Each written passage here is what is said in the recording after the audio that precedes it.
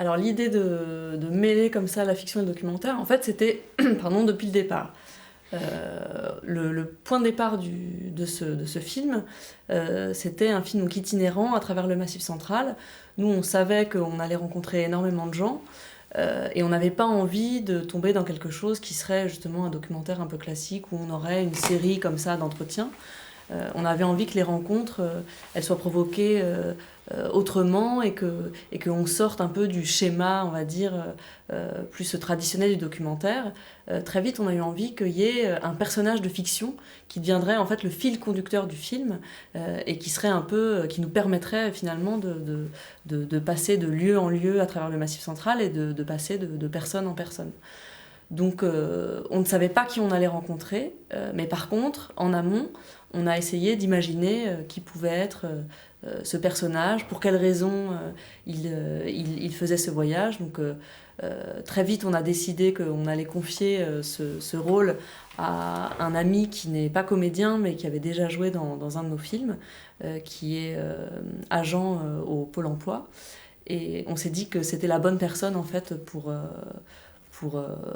être ce personnage un peu d'errant à travers le Massif central.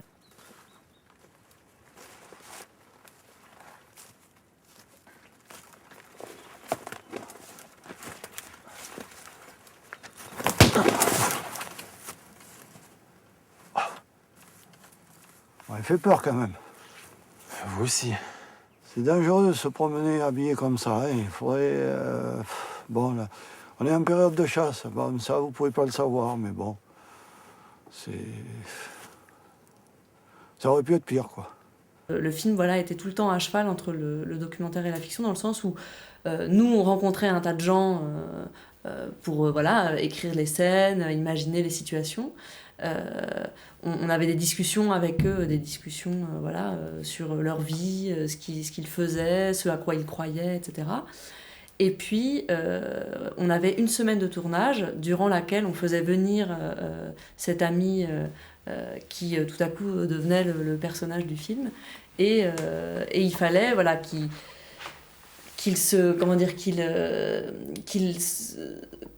discute avec ces gens, mais que ces discussions-là s'intègrent dans un espèce de fil fictionnel.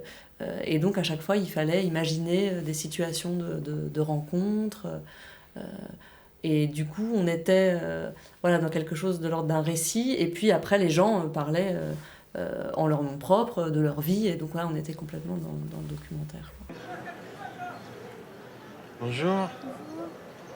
C'est marrant, ça se fait plus, hein.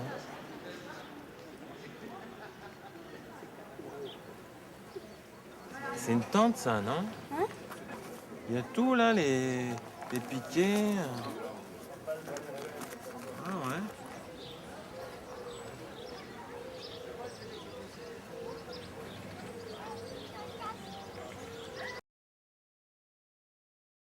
Nous, notre rapport politique au cinéma, il était là comme base dès le début, dans le sens où voilà, la politique pour nous, la réflexion sur comment est-ce qu'on fabrique la société, comment est-ce que les gens essayent de vivre, c'est ce qui nous fait vivre et donc faire des films. Après, dans ce film-là, on allait un petit peu en terrain inconnu. Donc après, par rapport à cette sensibilité de base, on est évidemment allé vers des gens qui étaient dans des pratiques de vie, dans des expérimentations de vie qui nous semblaient intéressantes par rapport au mouvement général de la société.